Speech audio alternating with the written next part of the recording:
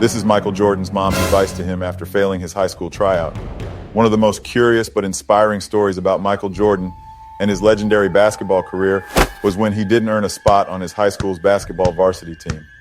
Nobody would believe now that Jordan was once rejected from a team, but this incident became one of his earliest failures in life. As he admitted in his The Last Dance documentary, Jordan considered this moment as one of the most painful in his career, but he was lucky that he had his mother Dolores to help him face adversity. According to her, the advice she gave Mike during this tough time was to simply work harder. This is what Jordan's mom said. We both cried, 'cause I knew he wanted to really compete with the other guys. My words to him was, if you really want it, you work hard over the summer. And he did that summer. That summer, he focused. He would practice all day. That basketball never left his hand. But a lot of fans are astounded. Why was Michael Jordan cut in the first place? Jordan attended Emsley A. Laney High School in Wilmington, where the basketball varsity team was coached by Clifton Herring.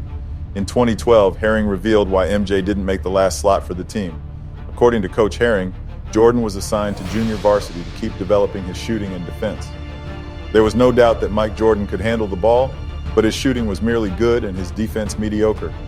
Mike Jordan was 7 or 8 inches shorter than Michael Jordan would be, only 5'10" at age 15, and at least one assistant coach had never heard of him before that day.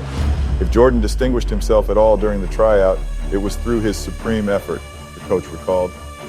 Coach Herring also added that it was rare for sophomores, which Jordan was at the time he got cut, to get selected for the varsity team. It also didn't help that sophomore MJ was 5'10" at that time, and that height was an important factor for Herring when he built his varsity team. The Laney Bucks did have one major weakness, and that was size. They didn't have a returning player taller than 6'3". In those days, it was rare for sophomores to make varsity, Coach Herring added. While the coach had his reasons for not selecting Jordan at that time in his high school varsity team, it turned out to be one of the best learning experiences for the all-time great. This was one of Jordan's first tastes of failure in basketball, which led him to work on his craft and become the greatest basketball player of all time. This type of news would probably destroy any teenager's dream of becoming a professional basketball player. Most would probably give up and try something different. Imagine if at that moment Jordan would have decided that basketball was simply not for him. What did he do instead? He wiped his tears and practiced until he became good enough. He didn't let his coach decide his future career. From a young age, he understood that failure doesn't define a person, but the power to get up and try again.